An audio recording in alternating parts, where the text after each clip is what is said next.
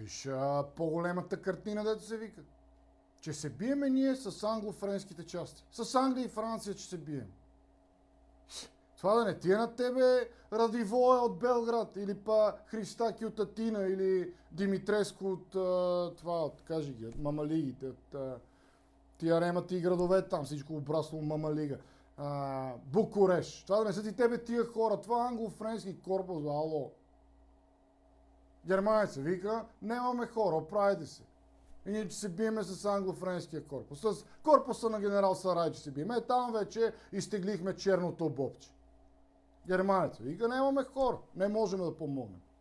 Що германеца, нали, е много решителен. Чак от ушите му протекло, разритал се с целия свет едновременно. На два фронта воюва и няма хора да прати. И ние, че се биеме с англо-френския корпус. Ние пак бая време изкарахме. Има нема 2 години. После се срутихме, ама и на тех им извадихме душицата, но ние се срутихме цялата държава. А за тех това беше просто един корпус. Той германеца не можа да ги изтрепе всичките, къде поначало мога да изтрепе половината свет. Че го изтрепа то от шлава, братче. Ние, че се биеме с 13 генерали, вика, герои от войните. На война, казва, не е убит ни един генерал. А сега комунистите с атентата в Света неделя убиха 13. Знам аз защо на война не е убит ни един генерал. Не съм пропуснал да забележим. Че имам жена и 3 деца, иначе, че си вземем пушката и парабела, къде ми останаха от войната. Защото аз не ги върнах, кога стамбулийски вземаше оръжието от населението.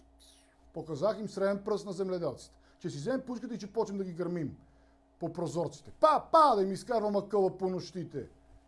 По адресната книга, че ги търсим, техната мама елитна. Те поне елит да бега, ами то бил парче овчарче, станал генерал. Па се кибри, па се пъчи, па се първенюта, дето вика цара. Цара най-добре ги разбира нещата. Не Фердинанд, Фердинанд го мани. Борис най-добре ги разбира нещата, защото нали с едното око е чужденец, с другото око е българин. Най-ясно вижда кое какво е. Първенюта, вика. Той те ги не обича много. Пай за какво да ги обича?